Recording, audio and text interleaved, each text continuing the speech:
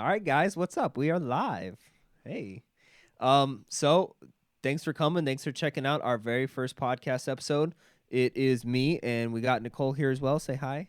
Hello. There we go. This it's our first fucking episode, so I'm pretty excited yet nervous. We both are. Um, for topic today, we are going to be talking about HBO's Chernobyl. Ooh. No. Reason for it is, so what we wanted to do with the podcast is we kind of wanted to do deep dives into a general conversation around environmental topics, because a lot of times people will read something, from all aspects of sustainability, and they have more questions, and there's a lot of things that you just don't know reading, one news story, or you watch something on TV, or there's a whole bunch of environmental stuff out there, like HBO's Chernobyl, or what was the documentary you were watching? Our Planet. That had a lot of stuff, right? Mm-hmm. Yeah. So it was there's a lot of questions that people have when they watch things like this, when they encounter it, and there's not a lot of information out there. So this was something we were kind of just organically talking about in our own personal lives, because we would see something and then we would look into it further, do a little bit of research, and we would kind of just come to each other with our own questions and have these conversations. And that was something that really inspired us to do this show, because I wanted us to put something together where people could kind of be a fly on the wall and part of these conversations, because I think a lot of people have the same questions Yeah. whenever you watch something like this. Sure. HBO was one of those things that I think I can speak for everybody, where after you got done watching that show, you were kind of just left with this question of, like, what the fuck? Yeah. Why the fuck do we have nuclear energy? Who the hell built this? Who thought this was a good idea? Did this actually happen? Like, how accurate was it? yes. Was it a dramatization? It's terrifying. Yes. I think after the first episode, I was absolutely terrified, and I'm like, radiation is going to come for us all. We're all going to die from this invisible creature. It feels like a creature. Yeah. It really feels does. like a supernatural ghost. Yeah. Getting these cameras down is going to be a pain. I'm already telling it right now. So I'm trying to figure out the cameras, if you guys haven't noticed by now. It's going to get a little bit of getting used to swap them. But yeah, I was absolutely terrified after I watched Chernobyl. It seemed like a really good first topic. Yeah. When we were trying to come up with ideas of what we wanted to talk about, everybody was watching HBO's Chernobyl. Mm-hmm. Everybody was talking about it. It was actually one of the first times I've seen such a big reaction and a large-scale public conversation on something that was environmental. Yeah. And it was, obviously a TV show, but I think a lot of people get their information from things like that, from documentaries, from nature things, from things like HBO, their Chernobyl. I think the first question I had is how accurate is it? Yeah. Is it in your estimation? I mean, you went to school for this. Mm-hmm. You got your degree in sustainability. You looked at nuclear energy and all that stuff. Don't put so much pressure on me. Yeah, well, I want to know is how well did they portray nuclear energy? I think they portrayed it pretty well, and from people who've also done their research, they were saying they did it. They were very accurate in, what happened. You gotta take your hands off the table. I'm sorry, you're just shaking the cameras. Oh, dang it. Dang it, lost my train of thought. Thank you. Yeah, sorry. Yeah, so they were very accurate in, like, what happened with the accident and the incident and the events that occurred. And I think they really portrayed the impacts that radiation can have on the environment and people in general, and the actions people have to take in order to clean up radiation. Like, it's a huge undertaking to get into. So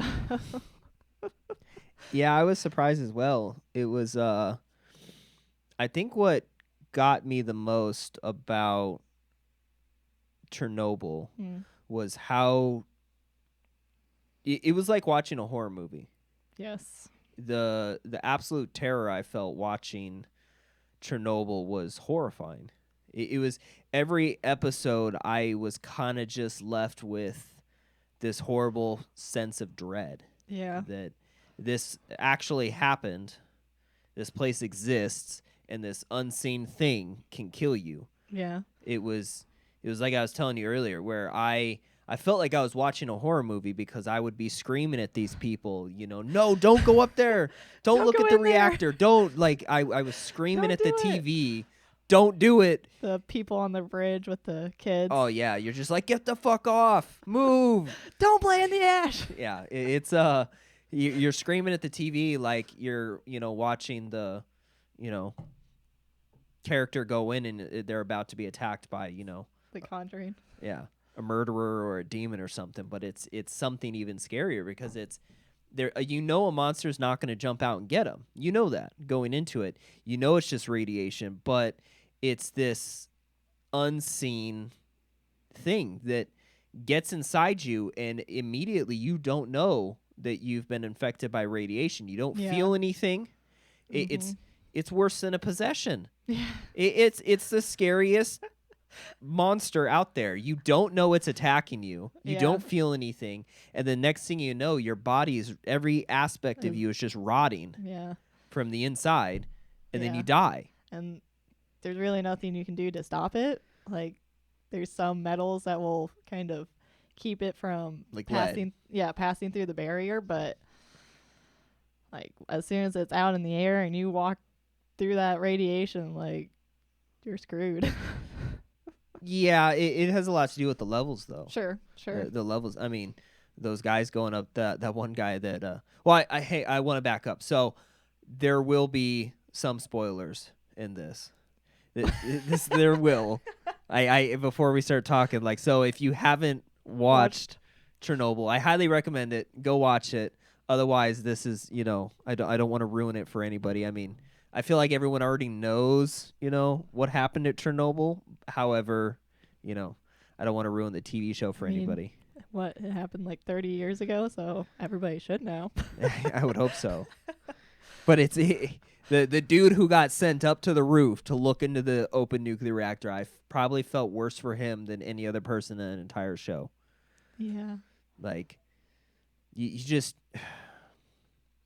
What was your favorite part of the show? My favorite? I don't think I had a favorite, but I think What stood out the most? what stood out to me was the cleaning up of the radiation in the city and the town. Just them having to shoot every animal. Oh, yeah. That I'm pretty sure I was in tears by the end of it. And just the steps they had to take was just, it seemed like it wasn't going to, no matter what they did, it was just going to still be bad, and there's nothing they could really do, but they cleaned it up pretty well as far as I'm aware of. Yeah.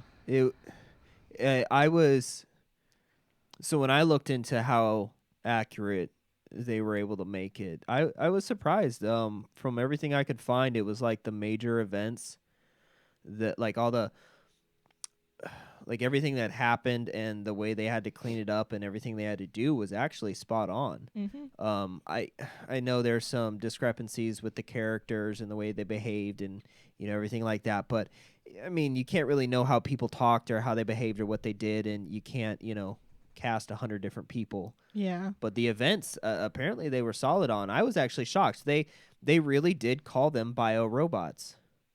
Oh. And send those people up on that roof for 90 seconds to pick up the graphite and throw it off into the reactor. They actually really did that. That's terrifying. Yeah. And all the people that had to go up there apparently didn't have a choice.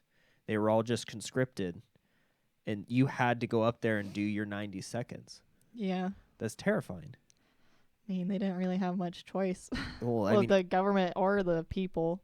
yeah, Like, it was, die by the government or, die by radiation. yeah. I think government's worse. Yeah, I was actually surprised. A lot of people, they said, volunteered to go do the cleanup.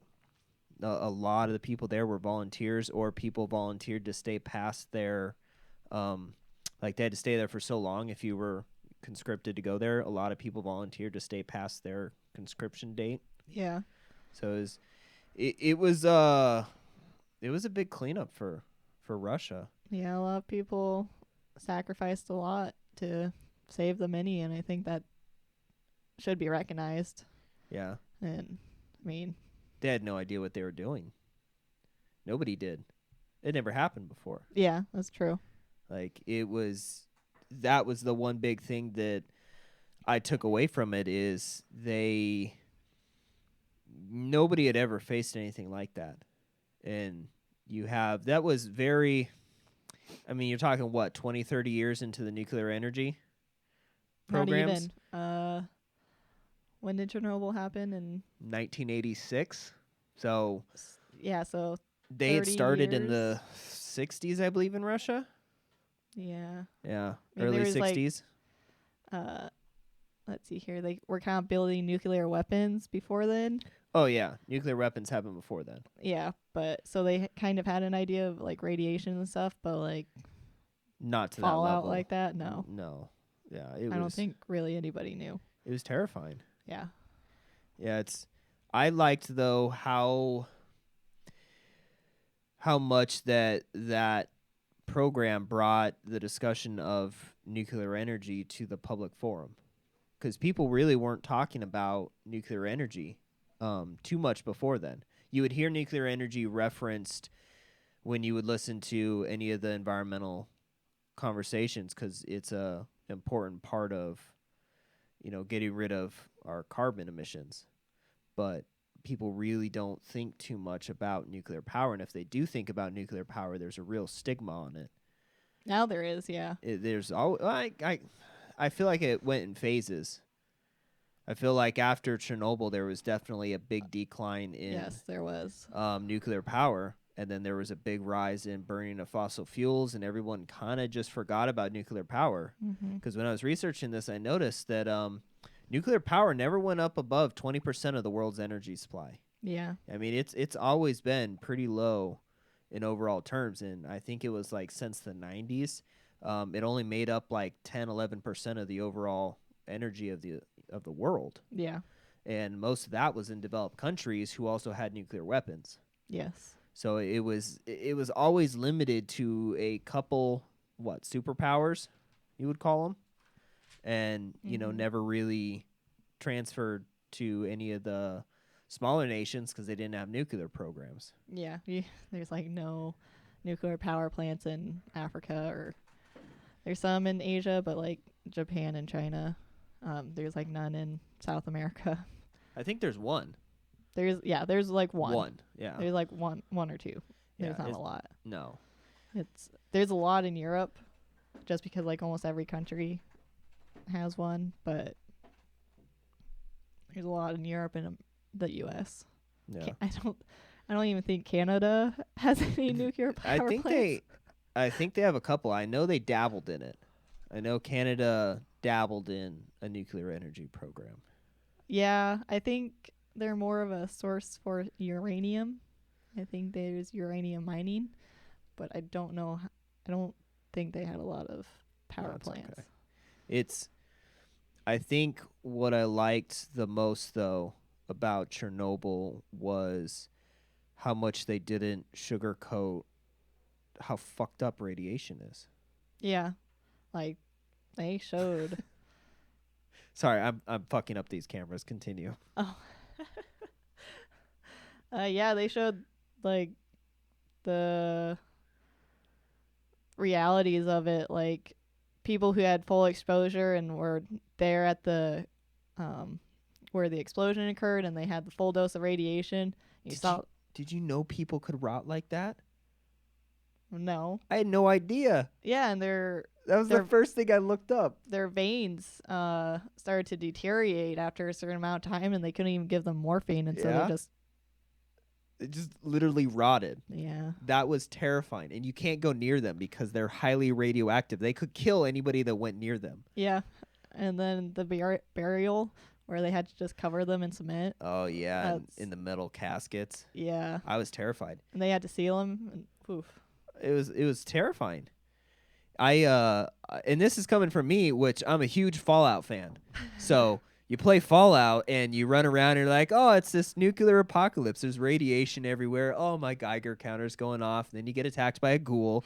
And I was surprised how much they actually got the ghouls right. Like they really, your whole body's just rotted away into nothing. And I was watching it and I'm just like, it's real life fucking ghouls. Yeah. Like, holy shit. And Those were people too. they emit radiation, everything. It was terrifying. That's what got me. Oh, the ghouls. The ghouls, the ghoul They- people, because I had they- no idea that's what actually happened to you when you got the full dose of radiation. It was weird. I when I was researching Chernobyl, they said that the firefighters that when they were trying to put out the reactor, when they first responded to it, and they climbed up into the reactor, they were actually firing their hoses down into the reactor trying to put out this fire, having no idea that they were being exposed to radiation. Yeah. And they were exposed, I guess, to 3 times more radiation than the people who got the bomb dropped on them at Hiroshima. Oh, yeah. Like, the amount of radiation that was coming out of that reactor was far more than had ever been exposed on the planet. Yeah. Ever. Yeah. Like, that's terrifying to me. And you can't see it. Like, you can't know. You're just walking into this place, and it's this unseen thing that's going to rot you. It's going to kill Yeah. you. Yeah. It's I don't know. I think the scariest thing is that it's invisible and you can't touch it, you can't feel it. I think that's what creeps people out about it. Yeah. That's what makes it so scary for me. That's why I find like nuclear power plants so scary. Terrifying? Yes. Yeah. It's You like- probably don't want to drink while you're on camera talking. Oh, I'm on. Yeah. Oh. I mean, you were talking. I had the camera on you. You should probably wait. Sorry, folks. Yeah, until I switch the camera on. So you can drink now. The camera's Oh, on me. You're okay. good. Okay. All right, now we're gonna switch it back. Look at her It's go. tea, Look at her. okay? Her and her No. cat mug. We can't read it. Oh. Can't do it. Bookstores, cats.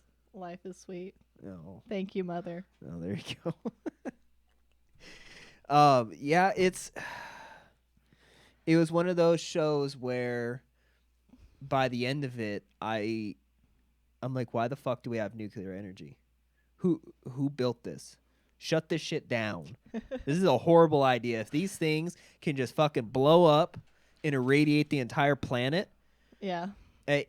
I wish I had a list of my Google search history where you just search all the questions that I put in after I watched each episode of Yeah. Chernobyl, where it was just like, I think the most profound thing I had is I Googled, something like how long, does radiation last for? Like, how long is this area going to be, covered in radiation? Like, how long until it dissipates or goes away or whatever?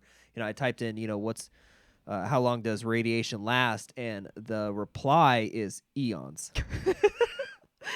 And I'm like reading this. I'm like, eons? What the fuck is eons? Like, now I don't even know how long that is. But that's a terrifying amount of time. Like, it's how long is Chernobyl going to be this irradiated hell on Earth? How long is eons? Eons. I don't know. I still to this day do not. I gave up right there where I don't need to know. That could be trillions Yeah. and trillions of years. I don't need to know. It's so fucking long that it's just eons. Oh, okay. So till the end of fucking time. Okay, that's not a great selling point for nuclear energy where you're like, we're going to bring these things in, we're going to fight climate change, they're going to save the planet. We need, and they always tell you nuclear is safe. Nuclear is safe. You have nothing to worry about. We've put in all these safety measures. Shit doesn't blow up anymore. Like, we're good. Yep. And then you watch something like Chernobyl and you're like, okay, well, let's say the safety measures fail and, it does blow up and the United States gets covered in radiation. Mm-hmm. And you're like, okay, well, how long until the United States isn't radiated? Eons. Yeah. You're fucked. Yeah. Eons. Not in this lifetime. Yeah. So tell us, why do you like nuclear energy? Ooh. Well, gonna tell you straight up, I do not like it. No? No. You're not a environmentalist in favor of nuclear energy? I am not. No? I think a lot of people are like, it's incredibly safe. We haven't had that many accidents. Like, it's the amount of incidents that have occurred is not that high compared to how many nuclear reactors we have. And, people are always like, technology will keep us safe. And I think, sure, that's true, but the fact that it could happen, because every, like, Chernobyl, it was because of, like, technology failure and human error. That's incredibly common, and that's so easy for that to occur. And I think the fact that an incident could occur at a nuclear reactor, even if it hasn't happened for 50 years, at some point something will happen, and then it's just, we're going to have a ton of radiation to deal with, and I don't think that's worth it. So, for people that did watch this show, Yep, they explained it pretty well in the show what happened at Chernobyl. So basically, Chernobyl was a failed safety test where, due to their human error, they ran it for too long. Then they tried their safety test, and it blew up. The safety test is what was the big thing for me. That's actually kind of what sent me down this rabbit hole is, what the fuck are they talking about? Why do they need a safety test? Yeah, why'd they need the safety test? If they lose power, why was this such a big deal? Think about it. How many things explode if they lose power? Nuclear energy. Just nuclear energy. I'm just like, wait. If my phone loses power, it just dies. Like, it just doesn't turn on. If my car loses, power, gasoline, right? It just stops moving. Nothing. Imagine if you had something to where it's like, if this just lost power, it explodes. This is now something that's 3 times bigger than the fucking H-bomb. You're like, wait, what? Well, okay. It doesn't explode if it loses power. It has a nuclear meltdown, which is different. And then it explodes. Then Maybe. It definitely just explodes. Yeah. Yeah. So. That's terrifying. Yeah. That's absolutely terrifying to me. Where basically, if they lose power, water isn't being pumped in to the reactor core. Yeah. And then it very quickly burns through all of the water that's currently in the core. No new water is being pumped in to cool it down. And then your fuel, essentially, your enriched uranium core, it just burns down. Yeah, and it just overheats because there's nothing to slow the chain reaction down, and it just overheats and then eventually just completely melts the fuel pods that it's in, fuel cells. That's where you get the name Meltdown. Mm-hmm. Yeah. And that terrifies me. Yeah. And I looked into it. I'm like, okay, so this was a safety test. This doesn't really happen in real life, right? Like, no one's just lost fucking power and lost the generators, and then it melts down, and then we have a big nuclear, disaster, right? That doesn't happen. And then they went, yeah, that's exactly what happened at Fukushima. And I went, fuck. That's exactly what fucking happened. It even worse. Fukushima, if you think Chernobyl's bad, Fukushima in terms of machine failure is worse. They were able to contain it a lot better than Chernobyl, but as far as overall total failure, it was way worse. And I'm like, well, fuck. Who's building these things that you can get a storm or a tsunami or something hit and your whole goddamn thing blows up, and now your country is irradiated for eons. Like, how does that work? Yeah. Well, for Fukushima, where they put it, they had done a bunch of environmental tests, and they were tracking, tsunami height and flooding in that area. And from the data that they had, it didn't seem like there was going to ever be a tsunami high enough to breach the walls that they built. And so they're like, it's perfectly safe. We have enough safety standards to protect it. It's no problem. And then Mother Earth said, "Hold my beer." Yep, she did. And, well, from what I read, I guess they ended up finding out later on after they built it that there was a possibility of a tsunami being, or a wave being higher than what they originally estimated. And so they were supposed to do something, and they never got around to fixing it. And, well, It just fucked them.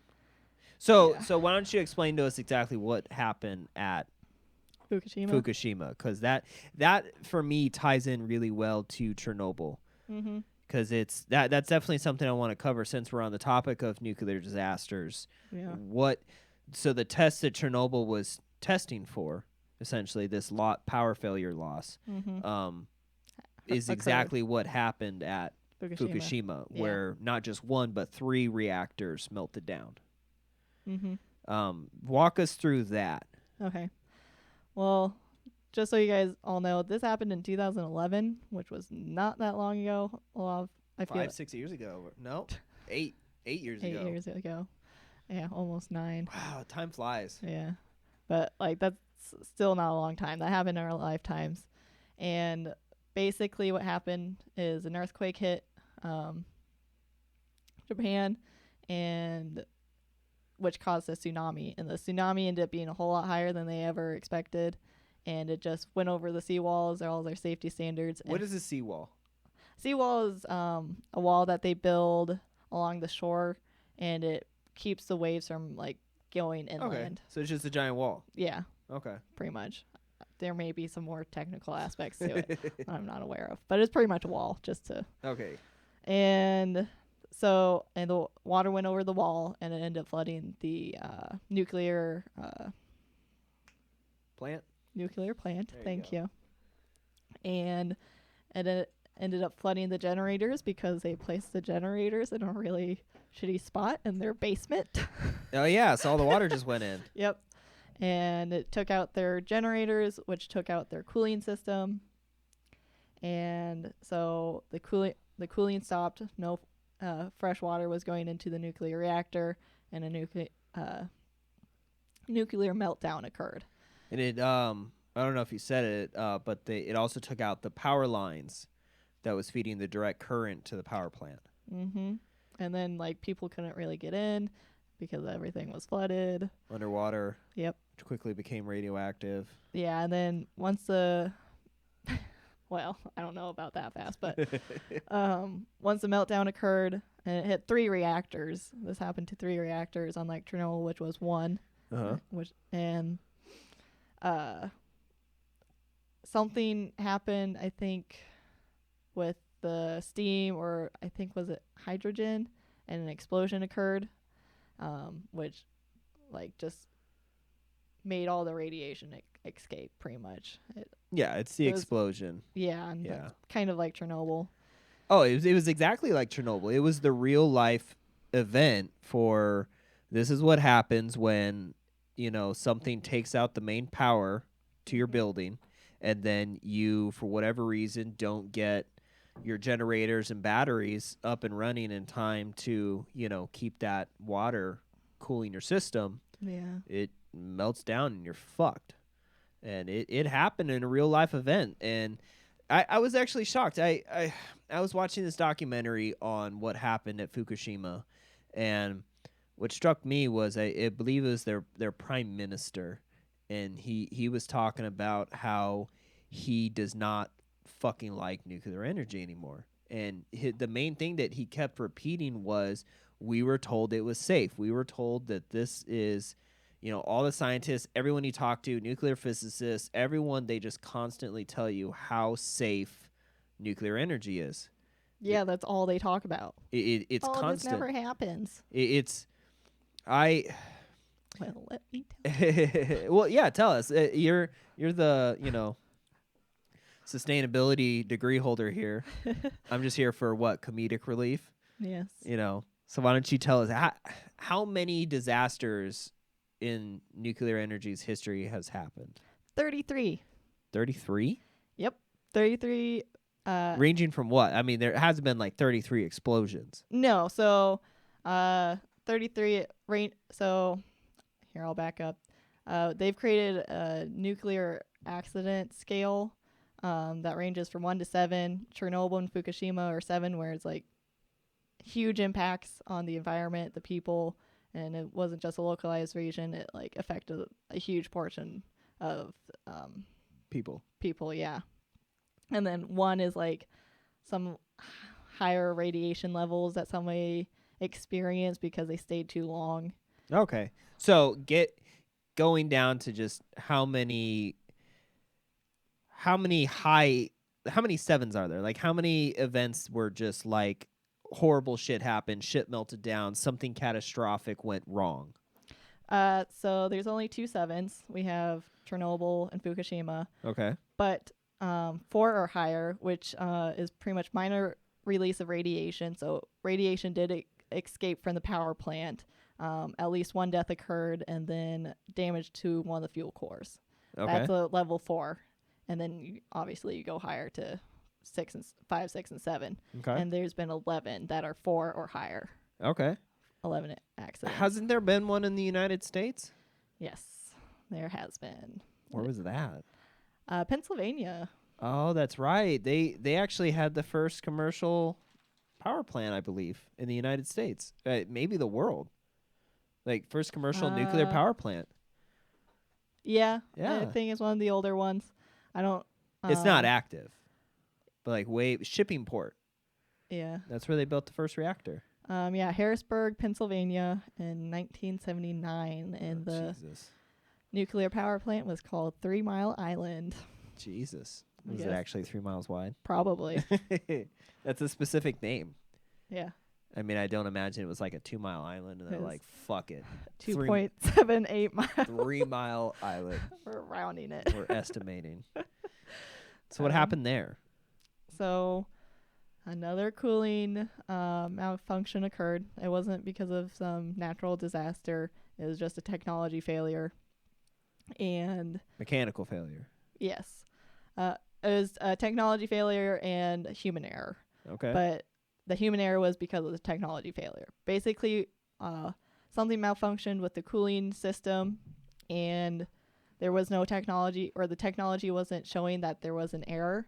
And so the people running the plant had no idea. They just saw that something was going on with the levels, and so they took steps, which was what they were supposed to do to fix those level changes, but it was the wrong steps because they didn't know what was wrong. Yeah, what the actual problem was. I And gotcha. so the steps they took actually made things worse and caused the nuclear meltdown.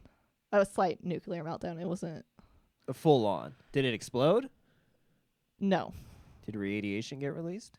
a little bit. A little bit. Well, that's what they say. I don't know. Oh. It seemed Yeah. a lot more than what they were saying. That always scares me. There was no evacuation that occurred. That was the thing that really scared me about watching Chernobyl.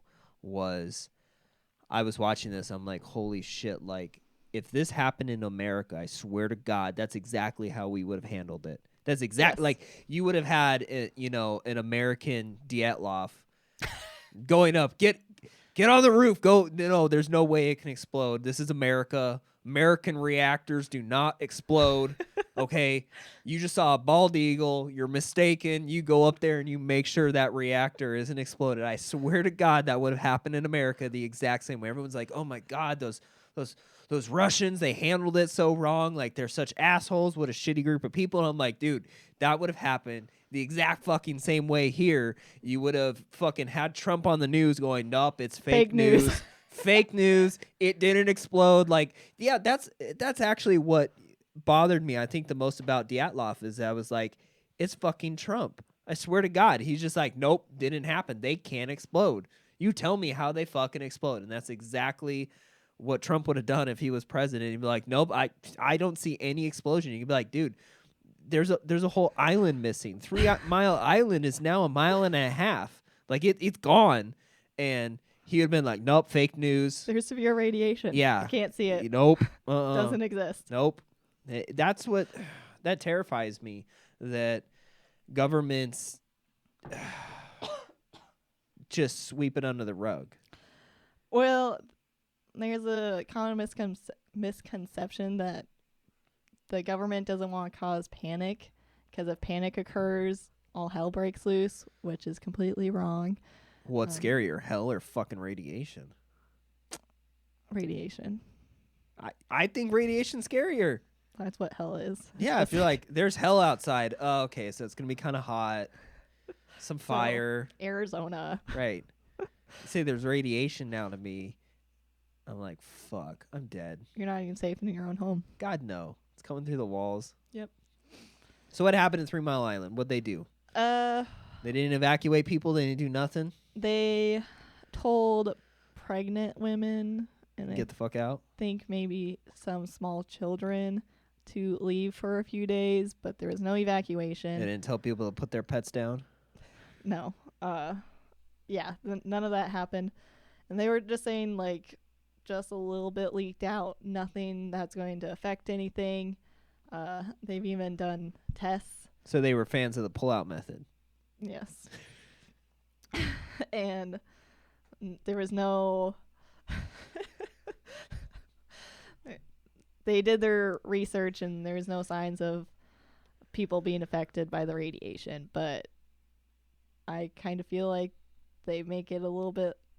They say it's a lot less than what actually occurred to not freak people out. Well, that's the same thing that happened in Chernobyl. Yeah. In HBO's So TV show, where their Geiger counters only went up so high, and they walked around and were like, see, nope, it's pretty low. Everybody's safe. And you're like, dumbass, your fucking Geiger counter doesn't go up higher. They're like, if we bring a real Geiger counter out here, what's it going to read? right. And I think that's probably exactly what happened in America. Yeah. Where they're like, no, see, it's only 8. And they're like, its max is 8. What are you going to do? But, I mean, at least theirs wasn't on an island, so, I mean, it was kind of, like, secluded. I guess so. I don't really know what the geography of the area looks like. Yeah. Sorry, Pennsylvania. But, It's all right. I don't even know where Pennsylvania is on a map. Like, if you put a gun to my head and you're like, point to Pennsylvania, I'd be fucked. Where is it? It's south of New York. What's it next to?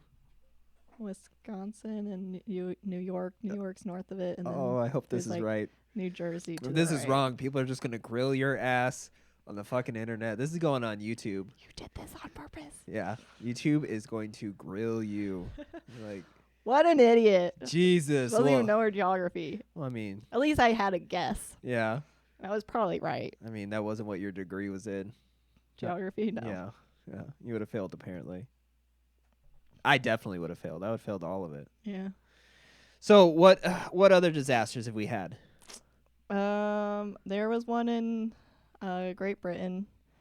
It was, once again, I think another cooling failure, which happens a lot. It's always cooling, isn't it? Yeah.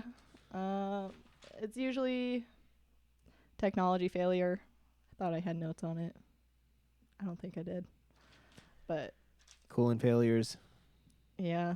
It's that fucking water. That's terrifying. It is. So how do these work? So I feel like we should clarify that as what type of reactors we're talking about. So the most common method or plan for nuclear power plants is a water cooling system. So basically the nuclear cores, as they're splitting their atoms, they start to heat up, and in order for it to not melt down, they have to use something to cool it down. So they use water, and there's a whole history that Campbell will get into. But I will. Ah, shit. they use water to cool it down, and they just kind of recycle that through, and they use it two cool things. Oh wow, that was descriptive. I'm sorry. That was entirely descriptive. I did look into this though. Yeah. I can. So apparently, for what we're talking about is called a light water reactor. Oh no. Kittle's History Channel moment. Oh Jesus, no, fuck that. I did try to look into the history. There's too much. I gave up. I said, fuck it. There's no definitive history because what I found out is, so after the atom bomb was dropped, they kind of realized, oh shit, like you can really do something with fission, right? Every American leader got a boner. Pretty much. Power boner. A power boner. It was kind of like the space race, where basically Russia, UK, the United States, Canada, Japan, all these fucking people kind of took notice of, the atomic bombs. And they decided that they were going to not only make a fuck ton of bombs, but they were going to make essentially energy. Yeah, they originally made it for the weapons, and then they're like, oh wait, this can also be used for energy, and so they started working on that, I think. They did. Eventually, they put everything kind of. They kept doing weapons. Sure. I feel like just on like the public media level, they're like, okay, we're really not making weapons anymore, but at the same time, they also went through the Cold War and everything with the fervor. But President Eisenhower had a famous speech that he gave where they were going to, what did he call it? Atoms for peace. Mm-hmm. So instead of for war, we were gonna use our atomic powers for peace. And so what they started doing was they started adapting everything that they were doing for atomic weapons and diverting it into funding for atomic energy research. Mm-hmm. They actually built their first research facility in America. So the first one in the entire world for nuclear energy was in Idaho. Congratulations, Idaho. There you go. Yeah, they actually built some of the first nuclear reactors there. But The only thing they're famous for. You're right. They so they built a bunch of different reactors. First one they built was called a breeder. Yeah, they called it the experimental breeder reactor. And that one was actually really interesting to me because not only did a breeder not use water to cool itself, this one actually used liquid metal, which is the most metal thing I've ever heard. They literally just used, was it sodium, potassium, or something like that? But it's liquid metal to cool it, and they called it a breeder reactor. Don't ask me to get into it. I swear to God, I will not be able to explain the logistics of how it does it. But essentially, it doesn't take very much fuel, so somehow it creates its own fuel, almost indefinitely. The liquid metal or no. That's why they called it a breeder reactor. Oh. So somehow it breeds its own fission. I don't know. I tried to look into it. My brain melted and fell out my ass. I could not describe it to you if I tried. All I know is that it didn't require enriched uranium. You could use regular old plutonium, I believe. I'm probably wrong on that. But it was they didn't have to enrich it, and you didn't have to use very much. So I guess what you did put into it went 100 times longer than the uranium that you would put into a normal water reactor. Mm-hmm. So what happened is that's what they were experimenting with, and they actually ran it for like 40, 50 years without any issues. But then they came out with the water-cooled reactors, and these got really popularized for atomic submarines, which actually until now, I didn't even know we used atomic reactors on submarines. I think that's even scarier. Oh, yeah. I think that's even scarier than a nuclear power plant. Sorry. It's floating around the ocean. That was their propulsion system. Was they built these little, well, not little, I mean, it's a giant submarine, but I mean, compared to the giant buildings, they built nuclear reactors and used those to propel submarines. So those were actually some of the first nuclear reactors that were put into use because Russia and the United States were gearing up for their war, and they built atomic submarines. Oh, look, it was for weaponized weapons already. Still. Kind of, yeah. I mean, that's what we were all about.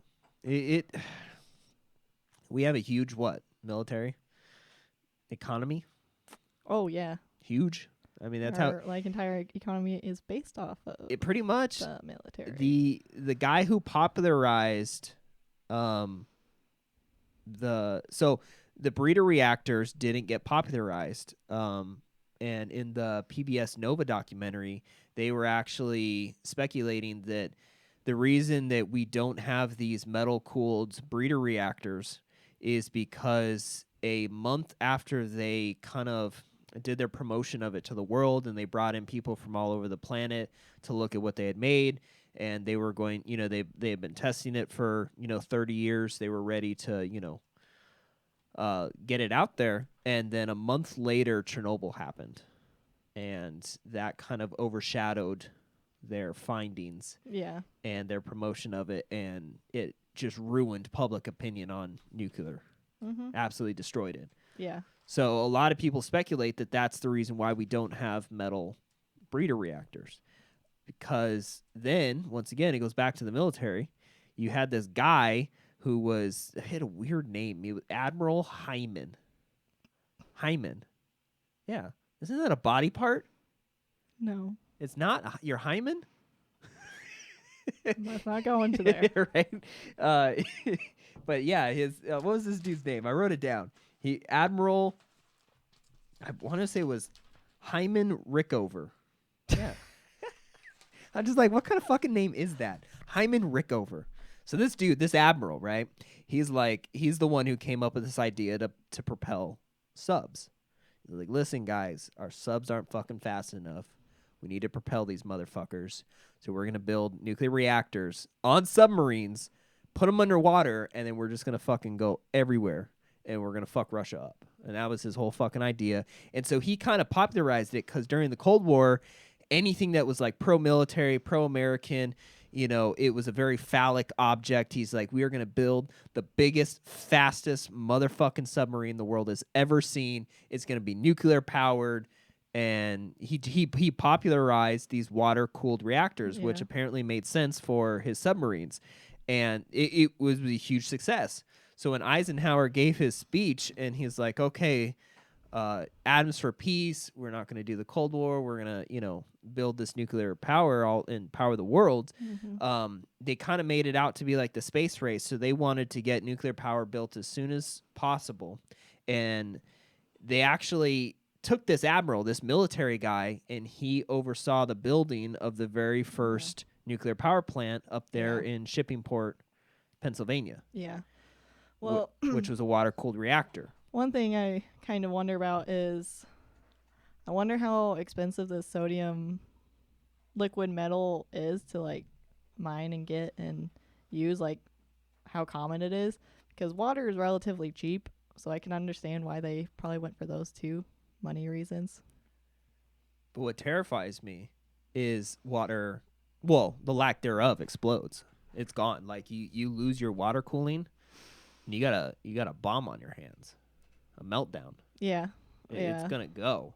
Yeah, it's a very finicky system. It seems like every nuclear accident that has occurred is because of a cooling system, almost a cooling system failure. So would you say they're temperamental? Yes, I would say. It's terrifying, but that was the cool thing when I was looking into this breeder reactor is the way the system's set up. They don't explode if they lose power. That was actually one of the big positive things I had read about them. Yeah. And I guess there's actually a lot of renewed interest into these type of reactors, considering all of the ones we've been building, which are water-cooled reactors all over the world. I think it's like every single like functioning reactor right now is a water-cooled reactor. I don't think there's any other reactors in service that are cooled with metal. Because there are, we should clarify, there are other ways to build a nuclear reactor. Yeah. There are. There's a couple different ones. Even among the water reactors, there's pressurized ones, there's boiling water reactors, there's a whole bunch of subcategories. The RBMK reactors at Chernobyl were a variation. They used, I guess, some different type of ingredient for their fuel, I believe. But it was a water cooled system. Yeah. But it was, I guess, the RBMKs were unique because of their fuel. I believe it was their fuel. But I don't know. Anyways, it's, you got a water reactor and it explodes. It begs the question: wouldn't we be better with something like the metal cooled reactors, where they're 100 times more efficient in terms of fuel? You don't have to enrich it. Yeah, that's very true. For their uranium, and they don't explode if you lose power. Apparently, if they lose power, they just cool themselves down. Yeah, they naturally cool down, which is nice. Yeah, there's like some things that could go wrong with those types of nuclear power plants, but I think they're not as bad as what could go wrong with the water coolant ones, but it's hard to say since none of them really exist anymore. We don't really have the experience for that, the knowledge on that. So I think that's a big thing, but I think it would be a whole lot safer. Probably. And, well, it seems like in order to kind of reduce our CO2 levels, we might have to go towards nuclear more, which pains my heart. Why is that? Because I don't like nuclear. I think it's scary.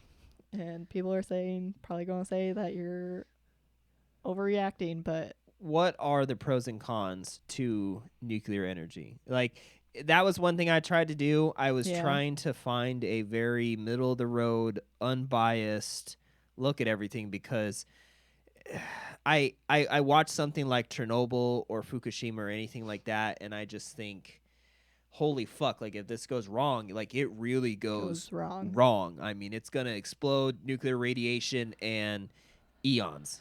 I just want to put that word in there, eons. I think that's what I'm going to title this episode of. It's fucking eons. Yeah.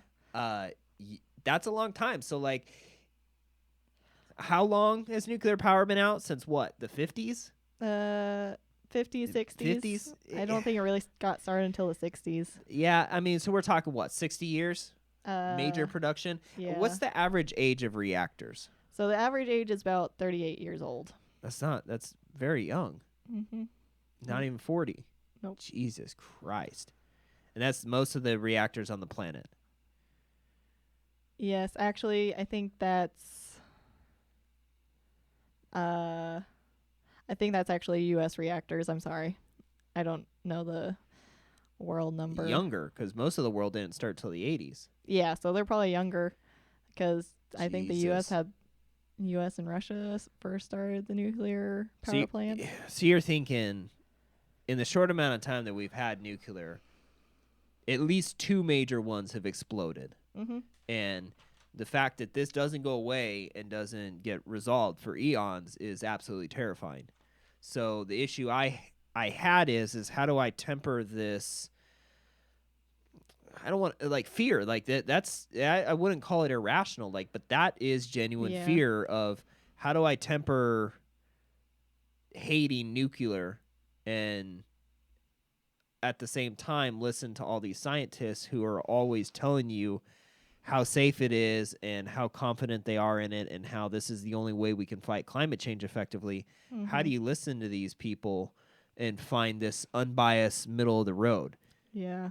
I don't really know if there's any unbiased sources. Usually people are pretty split down the middle. There's usually people who are completely for nuclear energy and then people who are completely against it. But I think the pros and cons still are pretty much the same no matter what. What are they?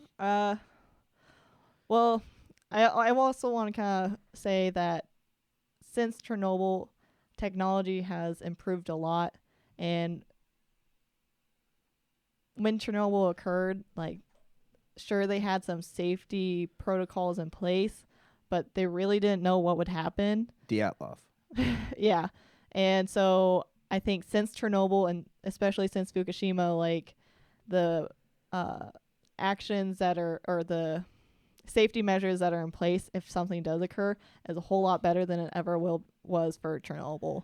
And Right. But at the same time, remember that most of these reactors were built in the early 90s. yeah, Okay, so think of what was the technology in the early 90s that developed this. Where I mean, think about it. Do you remember technology? Okay, my phone here has more technology in it than the control boards that were used to build those places. yeah, that's very So true. when my smartphone is more capable of controlling a nuclear power plant than the technology used back in the 90s, I don't want to see somebody on an old Macintosh Yeah, controlling how many megaton bomb yeah, that all it needs to do is literally lose power and it explodes. Like I would trust you if you said we are going to get rid of all old ass 90s, you know, nuclear reactors and we're going to replace it with modern technology.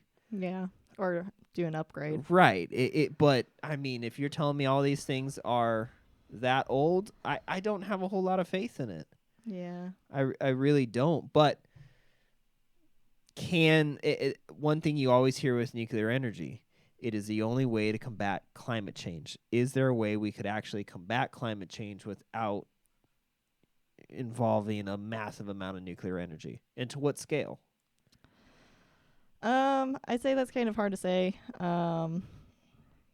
Because we do have renewable energy technology, but we're really still not there yet in its capability and how much energy it can produce from those. And despite what Kayla was saying, like the technology for nuclear power plants they did a lot of work on those to really improve those over the years. So they're pretty high tech. Yeah. I mean, They're ran with like iPhone 7s now. well, no, not to that high tech. So they're like the early 2001 computers. Probably. I wouldn't be surprised. You walk in, it's just like, nah, dude, we upgraded it to Windows 97. It's good. Yeah. If it crashes, it explodes, but it's good. Yep. Yeah, and so I think kind of the biggest pros for nuclear energy, like the biggest benefits, is that it has very low carbon footprint. Well, low carbon output. So they're not burning any fossil fuels when they're What's the difference between a footprint and an output? Because I hear that thrown around a lot. Yeah. If you have somebody that's pro clean energy, you hear zero carbon output, but they're not talking about the overall footprint. Yeah. And then when you talk to somebody, that's really into fossil fuels and stuff like that, they're talking, footprint instead of output. So tell us what is the difference between them? So output is pretty much how much CO2 is kind of being produced during the energy development. So you got your coal power plants, as they're producing energy through those, there's a lot of CO2 being released from the process, right? And for a footprint, that's pretty much looking at the entire process to make that energy. So they go to the mining process, how they get the metals, how they make the cement to build the facilities, the construction process to the actual running of the power plant, and then even like replacing the fuel. They kind of like look at the entire process, and that's kind of the footprint. So how much CO2 is being used just to make the facility, to run it, and to operate it. Well, that's run and operate. It's the same thing, but you get the idea. I gotcha. So I hear that a lot because of all of the like rare earth minerals and stuff like that you need to make any type of technology. You say, well, wind farm, it's it doesn't produce any CO2, but then you look at it, well, yeah, you got to get the plastic for it. To make the plastic, that requires fossil fuels. You got to get the rare earth minerals. You got to do all Yeah. these things, and until we build the solar farms or the wind farms or whatever, Yeah. you have to consume a lot of fossil fuel energy to make all of this stuff. To some extent,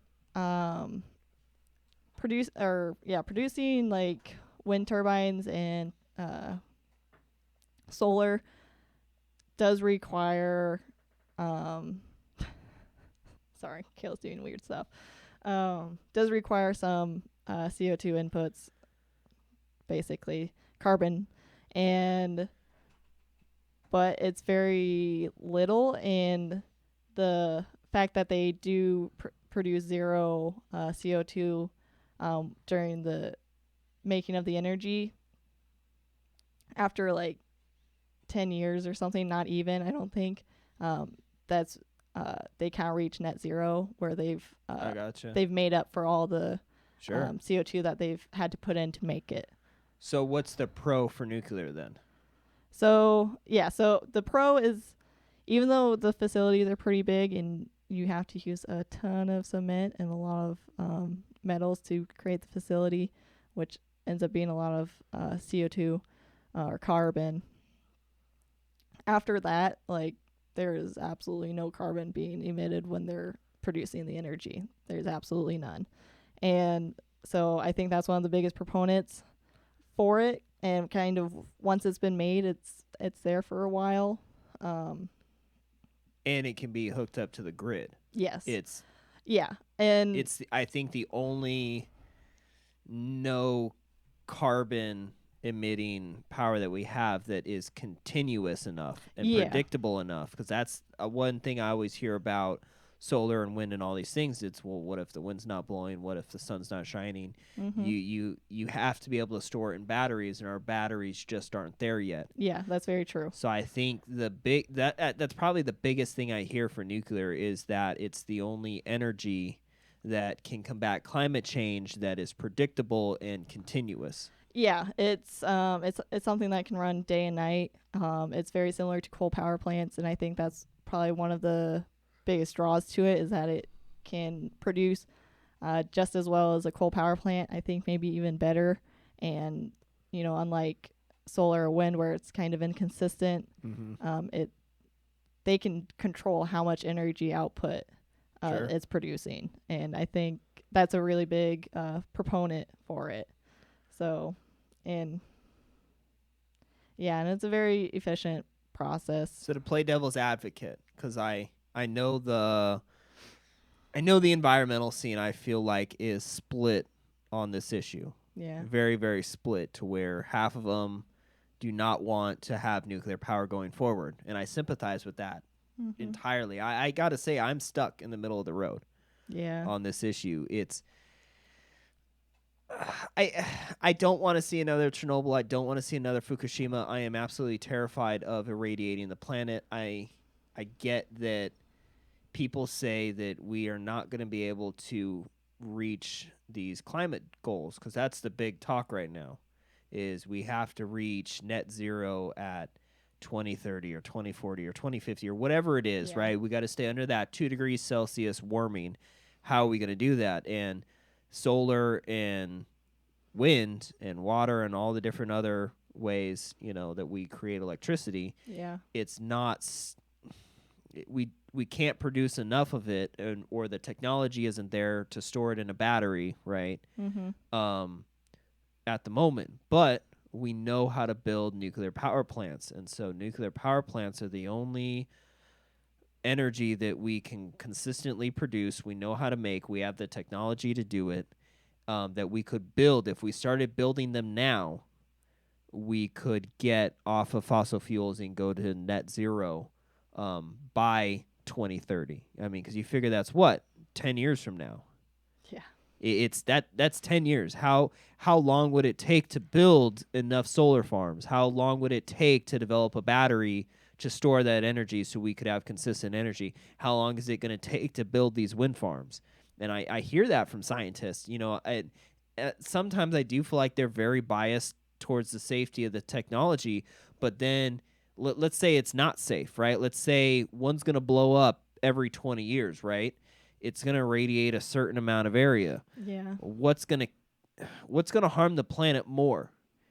Having one of those blow up every 10, 20, 30 years and irradiating an area, and we have to go, so there's a third and a fourth and a fifth and a sixth Chernobyl incident, right? What's worse, that or not reaching our climate goals and continuing to burn fossil fuels and heating the planet over that 2 degrees Celsius? And that's kind of that where I'm stuck in the middle, because like you look at the research and you say, I get it. I don't think we're going to be able to produce enough wind and solar. Now, I'm not saying we shouldn't be producing that. I say let's supplement as much as physically fucking possible. Yeah. And, but maybe we're going to have to use nuclear as a Band-Aid, at least a Band-Aid. Yeah. How do we get to net zero without it? Yeah, and I'd say that's a pretty strong argument. It's kind of hard to say. So what are the cons then? So if those are the pros of the argument, what are the people on the other side really saying? Other than I don't want to get melted by radiation. Yeah. Well, I think probably some of the biggest cons is probably the location. The location's a pretty big one. What's with the locations? Well, because we use water cooled reactors, we need a ton of water to, have those nuclear reactors functioning correctly. And so a lot of them have been built on the coast, which seems smart because the coast has a ton of water, right? The ocean's right there. And so they have like all the water they need to properly run these facilities. But the big thing is that, as you can see with Fukushima, is we have natural disasters. And big ones. Yes. And so they're very can't think of the word. They're very sensitive to being impacted by by environmental disasters. So tsunamis, earthquakes, hurricanes, tornadoes, tsunamis. Yep. Yeah. All those. So, and those occur a lot on the coast. Oh, it's not just that. They're getting to unprecedented levels. Yeah. As climate change continues on, they're going to get worse. And well, it's just like the Fukushima thing, where at Fukushima they thought they don't get this big. Yeah. And it used to be true. You have that old misnomer of, this is a 500-year storm, right? Meaning that this type of storm only comes every 500 years, or this is a 1,000-year storm, or, whatever, right? And what they're finding is that these types of storms that they used to call 5, 6, 8, whatever 100-year storms they're hitting, once a year now. And so as climate change gets worse, we're seeing environmental disasters that we've never experienced before, or we're getting the worst storms that used to happen once every 1,000 years, and we're dealing with these things every year. Yeah. And it's only going to get worse. I mean, what if we get a storm that only came every 10,000 years and it wasn't in recorded human history, and then all of a sudden you got a tidal wave 200 feet tall? I mean, who knows? You have no idea what's going to come. And it's basically I get terrified to think what happens if we build a seawall and we say, oh, it's 100 feet tall, right? Nothing will get over it. It's safe. Everything's fine. And then once again, Mother Earth goes, hold my beer, and hits us with 3 fucking tsunamis in a day or something like that. Yeah. That's absolutely terrifying to me. Yeah, and the facilities could get flooded. They can just get hit by something. Who knows? Like really strong winds or something. And I think or earthquakes. Earthquakes, yeah. I think that's the scariest. I think you could build a seawall. You could build doors. I saw that that's what they're installing at Fukushima now, is these watertight doors. So Yeah. even if it does flood, it can't get in. I get that. That sounds awesome.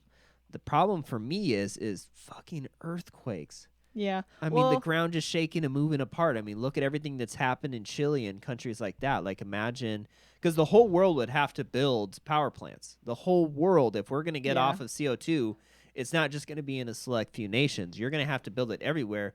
And you go somewhere to like Chile or Haiti or one of these places that have just been absolutely devastated because they use cheap cement, right? Yeah. They use horrible cement, and then they build skyscrapers, and then an earthquake that, used to come once every 1,000 years comes by and tears the whole city to the ground. I mean, Yeah. imagine they built power plants there, and all it takes is one country using shitty concrete. Yeah. Imagine a country like Cut Chile. corners. Right. Imagine a country like Chile, they cut corners on their concrete, and next thing you know, they get hit with an earthquake, and now 16 nuclear reactors are melting down. Like, what would you do at that point? Yeah. That's absolutely terrifying to me. I feel like unless there was like oversight from the UN that oversaw every single power plant in the entire world, I wouldn't trust a single government. Well, Do we funny have that good you mentioned news? that. The UN did create an agency. Ah, shit. Did they look at Fukushima? Yeah, actually, they helped. Mm. They failed. Someone Well. tell the UN you fucked up. Well, so yeah, they're called the International Atomic Energy Agency. They were created in 1957. So they don't. They also help with nuclear weapons and trying to create Right. things peaceful. Um, They must have been launched with the bomb then. Pretty close. Probably, I Yeah. wouldn't be surprised. It was kind of like when people realize, like, oh shit, these are pretty bad. We should probably not use these.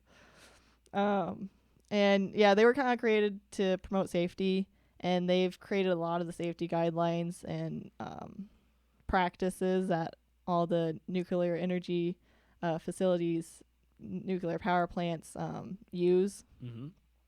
However, I'd say they probably don't heavily regulate it. I feel like you'd have to. Or it needs to. Yeah, I don't know how much regulation they are able to actually do because they're not. There's only so many countries in the United Nations, so the other countries That's scary. I mean, what if, because you have like North Korea, do they have nuclear power plants? I mean, what if they just said, "Nah, we're building it however we want. This is an open air, fuck it all power plant." Can they do it? That's terrifying to me. I don't know if they have any nuclear power plants. I would be surprised if they didn't. I know there's a ton in South Korea. Yeah. And I think this agency, because I don't want to say their entire name, I think they have been working with. Men in Black. Yeah, Okay. it might be. They have been working with North Korea, kind of like on the nuclear energy front, but I don't know how much. I just kind of read a headline about it, so. See, that's terrifying. But how many would we have to build if we were going to actually solve climate change? And we were, or, so like, I feel like best case scenario, we have a mix, right? Hydro is huge. Hydro is one of the best. I mean, we've steadily produced I think 25% of our power from hydro. It was like the first way we made electricity. Yeah. Niagara Falls and everything. It was, if we used hydro and we used, wind turbines and solar panels and all of these things just to get rid of coal, right? So say we kept all of those and increased them just to create a Band-Aid of nuclear power plants to get off of coal 100%, off of fossil fuels. How much would we have to build? A lot. To find a lot. I'm sorry. I don't actually know the Eons? Yeah. I don't know the exact number. But coal and oil both use more than 50%, are used more than 50% of the world's energy. You know what I mean. That Yeah. didn't quite make sense. Yeah. But They produce yeah. more than 50% of the world's energy. Thank Don't you. worry, I listen. And so, and nuclear is pretty small. 10%. Yeah. 10. So they would have to, I think it's 20%. No, it's 10%. I looked at it. Oh. It's if you combined wind and solar, it would be more than nuclear. That's what surprises me. Yeah, there's a lot more. That's why I was so confused when I read that we had to build so many nuclear power plants, because you're like, okay, why the fuck are we using nuclear? Like, how much actual energy are we producing with nuclear? And so I went and I looked into it, and it's like 10%. I'm like, well, fuck. What? Why are we even bothering with these fucking ticking time bombs that are just going to explode if they're only producing 10% of our electricity? And then you look deeper into it, it's like, well, because if we want to get off that over 50% of fossil fuels, that's the only way to move in and produce that much stable electricity. We would have to take that 10% and turn it into, what, 50%? Yeah, and I don't know about the rest of the world. I think Germany's actually been decommissioning a lot of their nuclear power plants, but they have, but they brought back fossil fuels to do it. Yep. So that's fucking counterproductive. Right. And because of Chernobyl and because of Fukushima, it's disheartening. Like the US has been decommissioning a lot of their power plants. I think they had 98 nuclear reactors, and they've been decommissioning like. Do you got an itchy boob? No, I got chest. That's not where.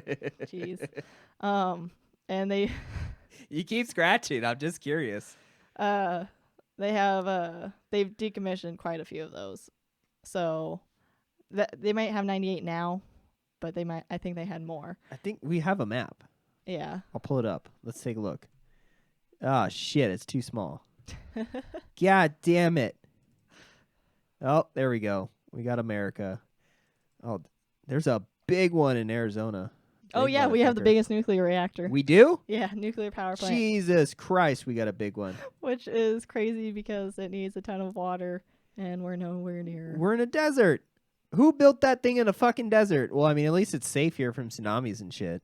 Yeah, we're like the least natural disaster prone state. So. Oh God. Yeah, they are all on the coast. They're all on the East Coast. Yep. All right. Well, fucking Christ, man. That's terrifying. I mean, you look at Europe and... Then look at Asia. There's a ton on the Asian coast, too. Is there? Let's take a look. Oh, shit, dude. Asia's so big. I always forget how big Asia and fucking Russia are. Jesus. Yeah, Japan's covered. They got like 6 in South Korea. That's terrifying. Yeah, and I guess China's building like 53 new ones. Yeah. Because right now there's like nothing really shows up. Yeah. But that's absolutely terrifying. Yeah, and I think something to note, because since we've been talking about how many we would have to build, is like the carbon footprint when we're building them is huge. So we'd end up putting a ton of CO2 into the atmosphere from building those nuclear reactors. Because of the mining or the concrete? I know concrete. The concrete probably. It would be a big thing in the manufacturing. Jesus. Yeah. Yeah, I was in disbelief how much carbon is produced to create concrete. I had no idea. You would never think of it, but concrete is one of the biggest consumers of, energy to produce. Yeah. That's terrifying. That's a lot of concrete. And China's been using like a ton. Yeah. China's been building nonstop, but I mean, they're using it to build nuclear reactors. So, like I said, that brings us back to, are we shooting ourselves in the foot if we say no nuclear? We have to do everything through solar and wind, because they've also been, streamlining that process as well. They've been building a lot of solar and a lot of wind. So at what point is it, well, you're using too much carbon and too much fossil fuels to, produce all of these clean energies? Like, where's the happy middle ground? Because unless we just went to the dark ages and completely got rid of energy, well, you got to build them somehow. Like, it seems counterproductive. Well, we need to build clean energy to save us from using fossil fuels and climate change, but we have to bring on climate change and use a bunch of fossil fuels to build the clean energy, and are we just stuck between a rock and a hard place? Probably. I Like, think that's the entire situation. But I think the technology for solar and wind and hydro, or like just wave technology, or wave renewable energy, uh, has improved greatly in the last 20 years or so. And I think there's a lot of room for to use those. Like, we're not it's a small part of our portfolio, our energy portfolio, and I think there's still a lot of space and room to introduce solar and wind uh, energy sources, and I think those will be a lot more than we expect. I think so too. But I also sympathize with their message that we won't we will not produce those technologies fast enough to save us from that 2 degrees Celsius warming. And that if we're really going to get to net zero in 2030 or 2040, that we have to utilize the technology that we have right now because we don't have any time to develop anything. We need to start building all of these things right now, and it needs to get done. And nuclear is the only thing that'll do it. The other thing you have is that, well, it's all got to power the grid. So if you don't have continuous power, well, then you're screwed. Right. I think when I was thinking about it, because I went in after watching Chernobyl, and probably before Chernobyl, I did not like nuclear, especially after I learned it was only 10%. Until I really looked into it and researched it and read all the reports for climate change. I was kind of disheartened because you're like, these are climate scientists. They're supposed to care about the planet, and then they're like, nuclear. It's the only way to go. And I'm like, I mean, isn't that just as detrimental to the environment? So I was kind of disheartened, but I think I found a happy middle ground where it's like I understand that we would have to build it and we have to risk it, and risking a nuclear meltdown is safer than risking climate change. We risk climate change, that destroys the whole planet. We risk nuclear, yeah, we might irradiate a couple areas, but, it's better than the whole planet, right? Yeah. Rather lose a leg than your whole life, right? But I would only agree to that on 2 conditions. 2. Hear me out. 1, I want to get rid of all these 90s Macintosh nuclear power plants. Decommission those motherfuckers, okay? Put in new nuclear reactors and new technology in those buildings. Out with the old, in with the new. Update it, right? Install more safety measures. Definitely, have the UN oversee everything. I really think we would need a global policy heavily enforced. Secondly, I would say that it has to be a Band-Aid. I would say we would need to build nuclear power to get to net zero by 2030 or 2040 so we, escape that 2 degrees, Celsius warming. Yeah. However, I think we should only run those long enough until we can build the batteries and find a way to produce all of our power with wind and solar and hydro. Yeah, renewable. I don't think we should fuck around with those things for more than 100 years. Yeah. I mean, you know what? You want to put them on spaceships and shoot them into outer space where there's already fucking gamma radiation? Fine, okay? Just like, put them on spaceships. You want to do nuclear propulsion? Fine. Do it. Another big phallic object, right? Propel that shit into space. Yeah. But here on the planet, I don't think it's responsible to use those things for forever. I think we should really use them as a Band-Aid. I agree. I don't think we're going to be able to save the planet if we don't build 4 times the new nuclear reactors than we have right now, right? Yeah. If it's only at 10%, okay, well, let's build 5 times as many and let's get that thing up to 50%, right? Mm-hmm. I agree with that. All new stuff. It's got to be cheaper than paying for climate change. I mean, they always talk about the cost of climate change. Building, 5 times the nuclear reactors. I mean, how many nuclear reactors are there right now? 1,000 in the world? Something like that, right? Yeah. I think it's like 1,000. Okay, let's build 5,000 of these things everywhere. Okay, I really think we could do that if we started now Yeah. as a world. But with the plan that, you know what, this is a Band-Aid to get us to, net zero, Yeah. and then that gives us what, 50 years to produce this newer technology to bring solar and renewables back. Yeah. I mean, would you agree with that assessment? Is that close? Am I being reasonable? Yeah, I would say so. I think something that would be also important is that we really need to be careful how we make these facilities. Like the type of reactors? No, not the type of the reactors, but like the concrete. Mm. I think because you're just making things worse by building those, and so we'd really need to find a way to reduce a carbon footprint from the concrete That's or true. whatever it is we're using to make those. I think that would be really Paramount. important. Yeah. Well, yeah, because if we produce all the CO2 we're trying to save, say, oh, well, we have that 10-year, what'd you call it, that 10-year till they're net zero Yeah. recoupment period.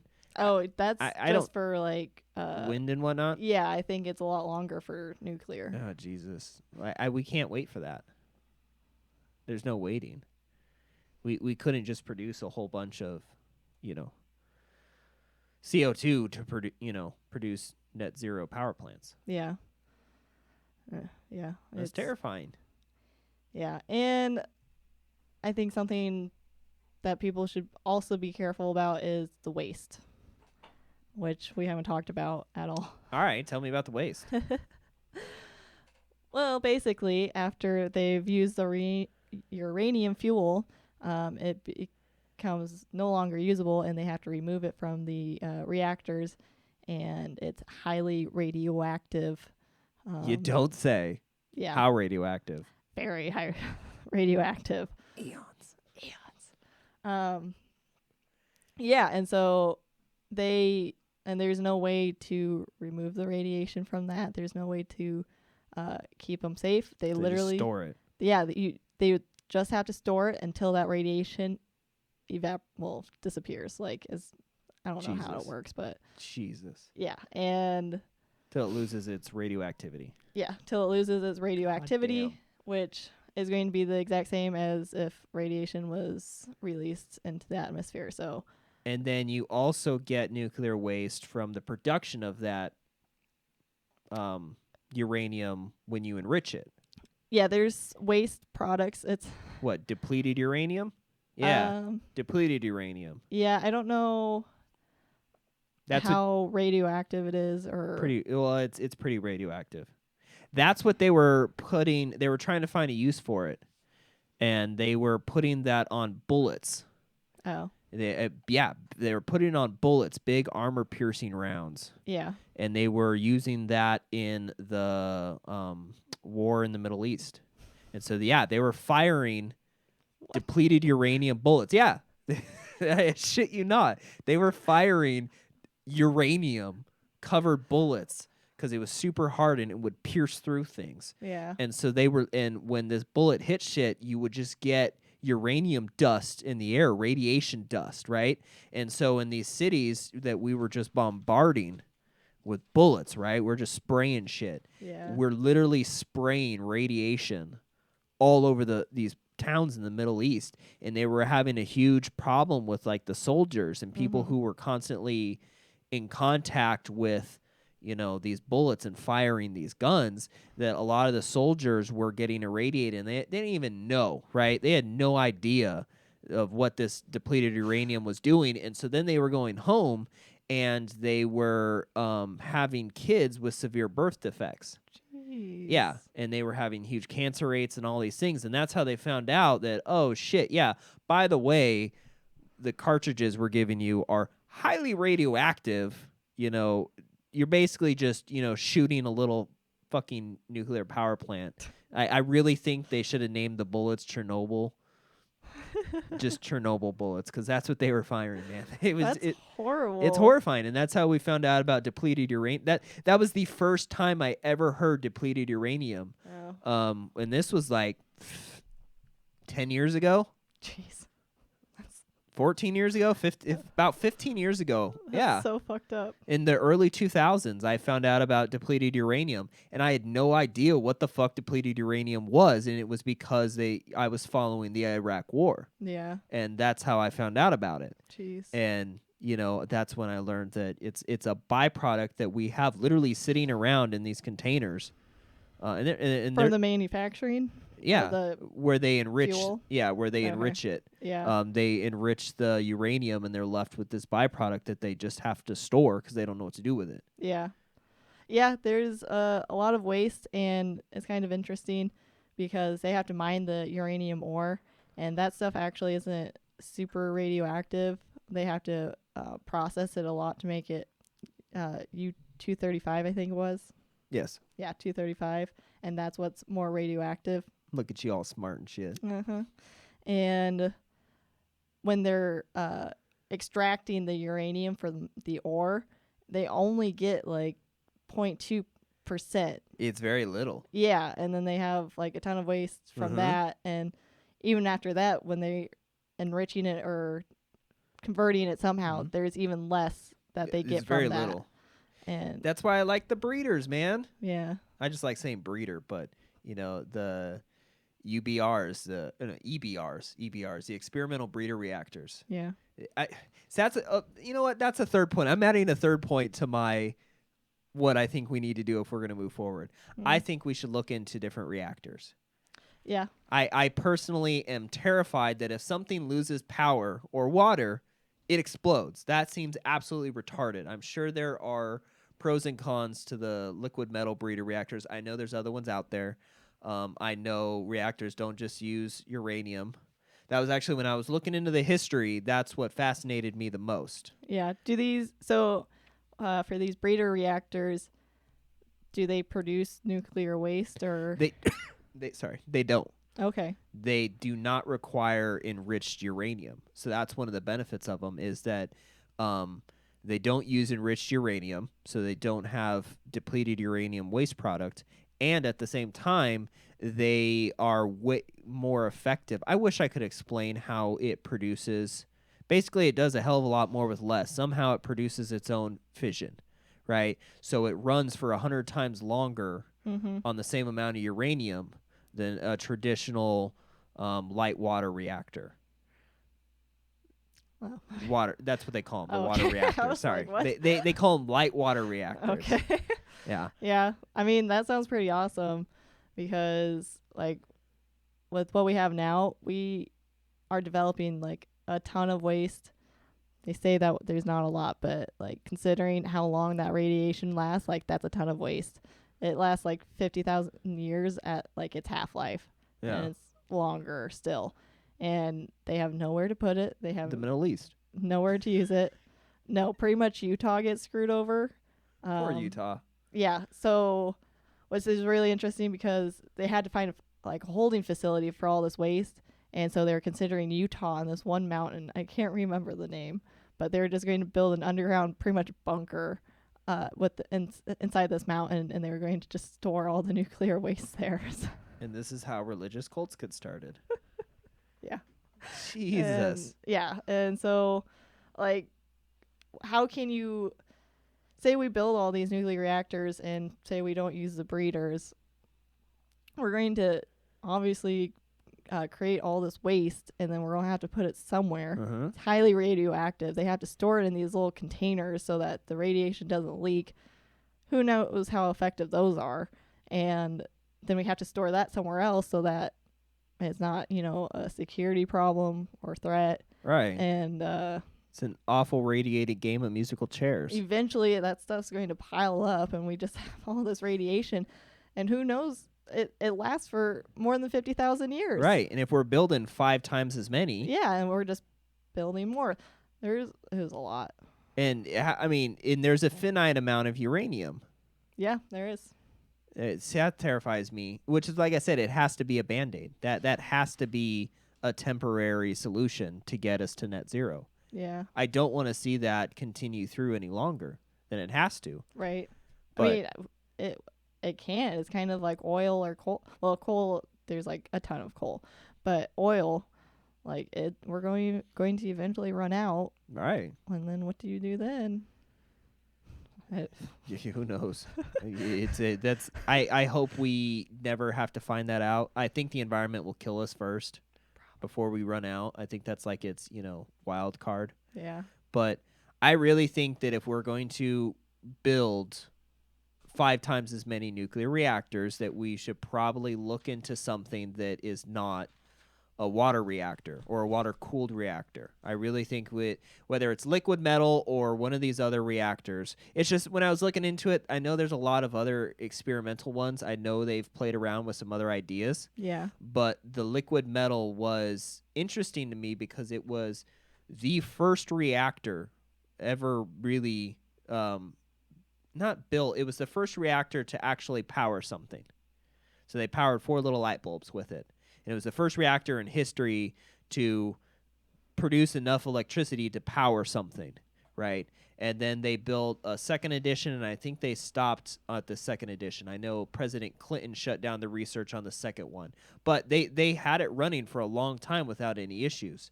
Yeah. Never blew up, never, on the second one. I think the first one, when they were still experimenting on it, it had like one of it, like a little piece of its core melted a bit when they were producing it. But Yeah. it wasn't like a meltdown or anything. But I know with the second one, they never had any issues, and they ran that thing for like 40 years, right? 30, 40 years, a long time. It was up there with all the other reactors, right? Yeah. So it was a tried technology, right? It performed for a very long time. It was safe, didn't explode. It, was more efficient. And, like you said earlier, I don't know where they get the metal and what kind of process that is, so maybe it's not. But it did sound like that the only reason we popularized the water reactors was because that's what we put into subs, that's what people knew, and that was the only technology that we were able to quickly mass produce to win this nuclear race that Dwight Eisenhower kicked off. Yeah. That was the only way to do it. But I really think that we should look into other types of reactors. Because if you're like, we're going to build 5,000 of these water ones that could potentially explode, I'm hesitant. Yeah. I think it's kind of unfair, especially to people, if people just constantly promote nuclear energy as safe. And this technology is safe. Like, there's nothing. Yeah, talk to the go Japanese. Wrong. Yeah, and I think it's just unfair, and it's not. I don't know. They're terrified. Yeah, I think it's something that we should be completely honest about. It's like, we shouldn't just be saying, "Oh, this is safe," because something may happen. We don't know. We may have like the technology to stop it. We may have the correct safety precautions, but just think of all the superheroes we're producing. Yeah, well, yeah. Mother Nature always throws curveballs and or tsunamis. Yep. And who knows? There could be a meteor comes down and takes out a nuclear power plant. That's true. It could happen. Nah, I think honestly, I'm more worried about earthquakes than anything. Yeah. Well, the Fukushima power plant survived the earthquake. Did it? Yeah. That's good. It actually tested really well with the earthquake. It's fucking the shit. Tsunami that took it out. We'll tell that to the Japanese because they're terrified. That was one thing. Like I was trying to look at the social aspect of this, and they, after 2 bombs in Fukushima, the Japanese are literally just fuck atomic energy. We're tired of it. Yeah. We're absolutely tired of it. Funny thing. Funny. Ooh. Yeah. So not depressing and hopeless like the rest of the show? Well, I don't know if it's funny. It's kind of weird, but I was reading up on the Fukushima, and it was saying this like report that was done by the International Atomic Energy Agency. They said that like 0 people died from the Fukushima accident, but more than 1,000 people died due to the stress of the evacuation. They were more stressed. Yeah. So Are we people calling bullshit on that? not quite, because back when I was a little wee college student, I did do like some research on what's going on with the evacuees of the Fukushima reactor, because they still haven't allowed them to go back. And They can't. they can't. Yeah. Well, people were saying that they can go back, that there's no radiation. It's Just don't procreate. Yeah. Don't, or your kid's gonna have 3 hands. But basically, the people now had to be they were moved into apartment buildings, or these like really ghetto ass like Temporary housing. housing, and they haven't been able to find jobs. It's like they're kind of living in shitty conditions. Oh yeah. And so I can understand if I can't imagine people have died from that. Like, oh, seriously. that wouldn't surprise me, but I think it's a little ridiculous. So like, nobody died from radiation, but It's completely safe. It's good for you. yeah. So Superman loves it. yeah, I thought that was interesting. I was Oh, just like, Jesus. I don't really believe you guys. Oh my God. I got a better one. Ooh, okay. This is my social piece that I wanted to bring to this. Yeah. Especially because I'd like to end on a happy note. Okay. Somewhat happy, so that we're going full funny as shit. This is the most obscene thing I have ever heard in my entire fucking life. Oh, This dear. is 2 parts. Oh, Okay. dear. So while the rest of us watched Chernobyl and went, holy fucking shit, I can't believe this happened. That's hell on earth. Radiation, it's going to kill you.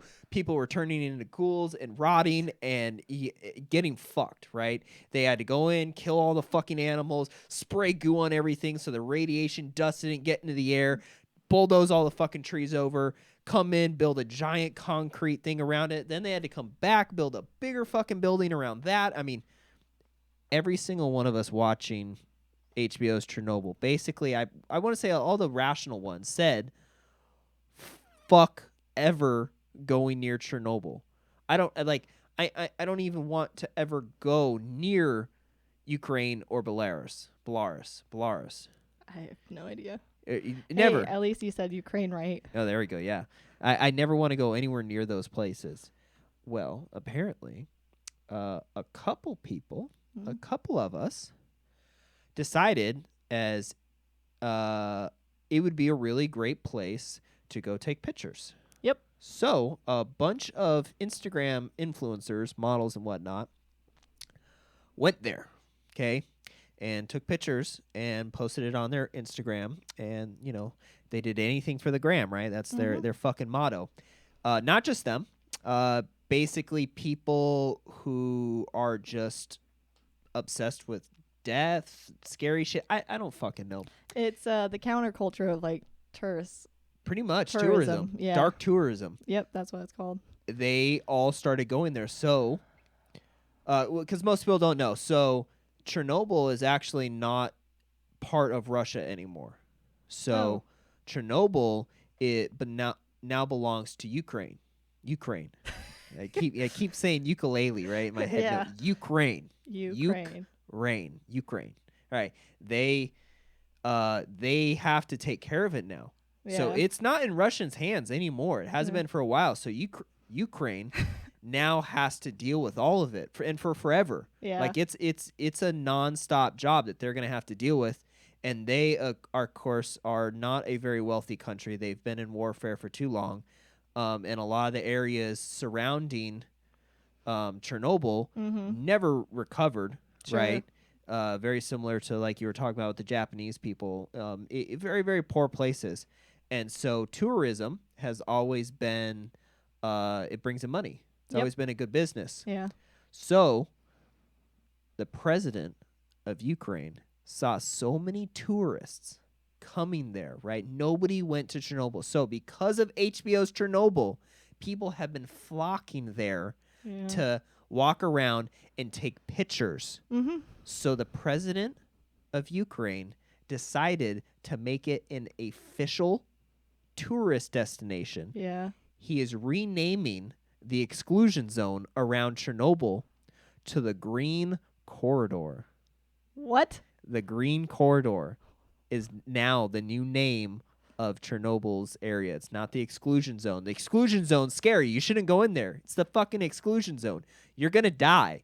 Okay? So, it's now the Green Corridor, and they are promoting this as a tourist attraction at international events. Yeah. Right? It's now a federally sponsored tourist destination, and they're going to go in and they're going to set up cell towers.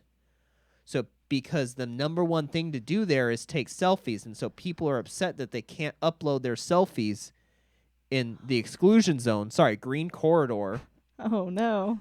So basically they are going to set up cell towers so people can go in there and take Instagram photos, because after HBO released this, there was a 250% increase in tourists to the exclusion zone to visit Chernobyl. Okay. Of course. Now they are building trails and whatnot that you're supposed to stay on. Yeah. Because many areas of, Chernobyl in other, the city, Pripyat? Yeah. Yeah, Pripyat, I Yeah. think. Anyways, Sounds right. they, highly radioactive. Mhm. Okay. People are so dumb that they're leaving these trails and just touching everything and playing in things. And all the scientists have been studying Chernobyl because it's unlike any other place on the earth. Yeah. They were basically saying it's a radioactive Galapagos because it's untouched. All the wildlife moved back in. It's the only place you can study the effects of radiation on, Yeah. The planet. the planet, right? The environment. Yeah. So they were setting up really expensive equipment, cameras and whatnot, right, in the most radioactive parts of the forest and the buildings Yeah. to monitor animals.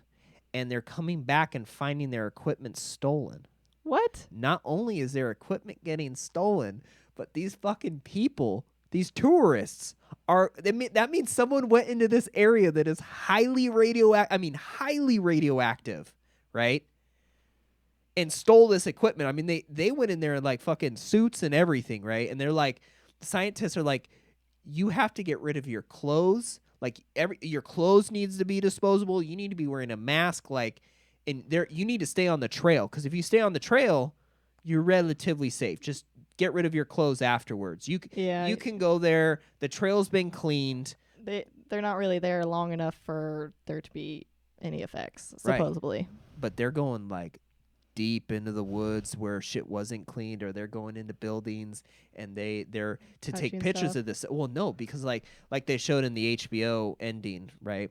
The firefighters' clothing and stuff is still down there, but it's highly radioactive. But these people are like, I need to go take a picture with that shit, right? That's from the HBO show. That's the hype, right? So these people are going into super horrible radioactive areas to take selfies. Selfies are killing so many people that we need to start a statistic, because I hear it all the time, right? Like we had it here in Arizona in the Grand Canyon. People are taking selfies on the edge, right, and falling over. and dying. They were doing yoga poses on the edge and falling Yeah, and dying. it's absolutely terrible. And these people are now going to Chernobyl. Natural selection. Yeah, pretty much. I mean, that's what they found in the Galapagos, right? That's where Darwin went. It's the radioactive Galapagos, because just like we showed Darwinism in the Galapagos Islands, we are now showing Darwinism at Chernobyl with the human race, because these people are going there to take selfies. Yeah. Not to do science, not to research something, literally to Instagram. They're getting radioactive material all over them. Radiation, yeah. And then no, because you get it on your clothes. Oh, yeah. And then you take it with you. I don't think anybody thought about this, and I think they're still wearing those clothes. Probably. And they have radioactive clothes now, sitting and in their closet. they're disseminating it. Yeah. You bring it home, and well, fuck, now my whole closet's radioactive. What do I do? Yeah. Like, are you fucking kidding me? And then those people, well, I stole a camera. Dude, that camera's going to give you nut cancer. You're fucked. Like, your kid is going to have 3 eyeballs now because you stole a camera and you're trying to document your kid's birth or something, and you go to hold your baby after holding the camera, and your baby's just absorbing all that fucking radiation. Like, how stupid are people that you watched Chernobyl and went, I gotta fucking go there. I got to. God, that would make a good picture. Yeah, I don't think people kind of realize the dangers of radiation. After watching that, a dude melted. Right? And they're probably thinking, oh, that happened so long ago. It's probably fine now. No. Did they not watch the same fucking show that I watched? I mean, no, he's like, it goes on forever. Wait, well, after we're dead, it'll still be going. Just millions of little invisible radioactive bullets tearing through everything. That's radiation. Just fucking atom bullets killing people. Yeah. And watching those people in the hospital turn into ghouls and literally just decompose into a jelly bag is terrifying. Yeah. And these motherfuckers watched that show and went, I'm going to fucking go there. I mean, dude, if you sent me to fucking Chernobyl, I would be in like a full goddamn contamination suit. I'd be in like I'd look like, I would take lead and I would somehow fashion it into like a medieval full body suit of armor, okay, with the visor and everything. And then I would put like a contamination suit over that so radiation doesn't get in like in between the plates and the hinges. And then I would have like a 10-foot pole that I interacted with the environment with. Okay, that is the only fucking way you could get me to go to Chernobyl. And then I would I'll spend like 3 hours in there and I'm fine. And I'm not touching anything that looks like it wasn't cleaned or hasn't been disturbed, right? That's the only way. But these fuckers are literally going in there, right? And then because it's Instagram, right? So they're going in there and just like stripping down to their underwear or a bikini or something and taking pictures, like sexy pictures in Chernobyl. I'm like, are you fucking kidding me? Really? That you went to Chernobyl to strip for a picture in the most radioactive place on the entire fucking planet, and then you frolicked around. Are you People are dumb. I can't do it. But yep. So not only is that happening, but the president of Ukraine is now encouraging it because he found out people are so dumb they'll actually go there. So and pay money. Right. There was a black market of tourism for it. Right. So he's like, well, let's just make it legit. Right. And we'll do it. And he did. And it's now the Green Corridor. So #Green Corridor. We want to see all those pictures that people are taking in Chernobyl. So when you go to Chernobyl and you're taking a picture in front of that creepy Ferris wheel, I want to see #Green Corridor, #EcoForge, #Darwinism at its finest. Yeah. I want to see this. Right. That was probably the scariest thing I found in all the research I did. So everybody, just so you know, Kale's just scared of everything, it seems like. Apparently. He's just, when we're done with this, he's just going to hide in the corner and have like a panic attack. Fetal position. Yep. Which is how I, sat through the ending of Chernobyl. Right. Absolute fetal position. Absolutely. I'm just sitting there on the couch, legs hugged up to my chest, just what the fuck? Yeah. I was terrified. Mm-hmm. Afterwards, and his hair's falling out, and he's smoking that cigarette and making the tapes, and he's getting ready to hang himself, and you're just like, oh, shit. Like, goddamn, dude, no. This motherfucker, he's just, lies did this to us. Lies. And you're just like, god damn it. Right. Yeah, I couldn't do it. The only thing I liked about the HBO series is I had heard it, but I didn't know Russians really called each other comrade all the time. And I liked it. I really dug it. I'm like, comrade, whatever. And it wasn't gender specific. Everybody was comrade. I liked that. I dug it. There was some type of weird brevity to it. Like calling everybody dude, but like respectful, right? Less, like everybody was comrade. I'm like, I like that. Yeah. There's something we could learn from calling everybody comrade. It's so respectful and gender neutral, and it's great. I loved it. It sounded brutal, but everything in Russian sounds brutal. I don't know. I feel like for that show, they focused on them smoking cigarettes a lot. And maybe it was just to kind of show, like, That's what they did in the the 80s. irony of it was, like, Probably. they're getting all this radiation and cancer from the Anyways, radiation, and then right. they're also smoking a cigarette while it happens. Fuck it. Well, I think it'd probably be a good note to end on to talk about the animals of Chernobyl. Oh, Jesus. Well, not the ones that died. Get out but- the box of tissues. No, not the ones that died, Okay. but the ones that have come back, right? I don't know if people have watched the Our Planet, but like one of their last episodes, they did a little thing on Chernobyl and how all these plants have come back and how all these animals have come back into the area, into the exclusion zone or the green corridor. And Yeah, get your facts straight. right. And Are the animals taking selfies? probably. Yeah, right. No, they're supposedly thriving.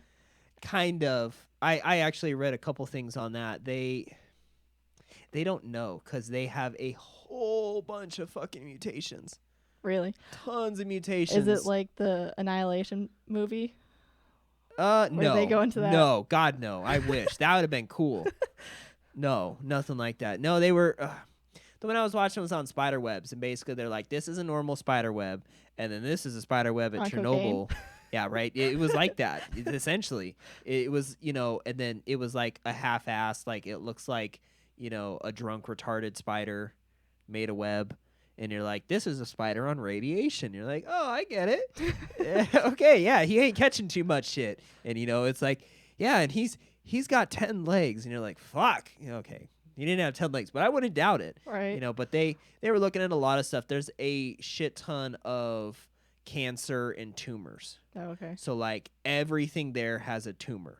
Everything has a growth that it's not supposed to have. So the animals are moving back in, and that's why they called it a green corridor. Yeah. But I want to make it clear they are getting fucked up. Like the animals are not doing well because they would compare them to it also depends where the animals are. Okay. Because not every part of the exclusion zone is highly radioactive. Anymore. So no, because they cleaned up certain areas. That's true. Yeah. So in areas where they monitor the animals that are in low level radiation, they're relatively okay and normal. But then when they look at animals that are in the really heavy radiated parts, they're finding like they were looking at birds and bugs and deer and stuff like that.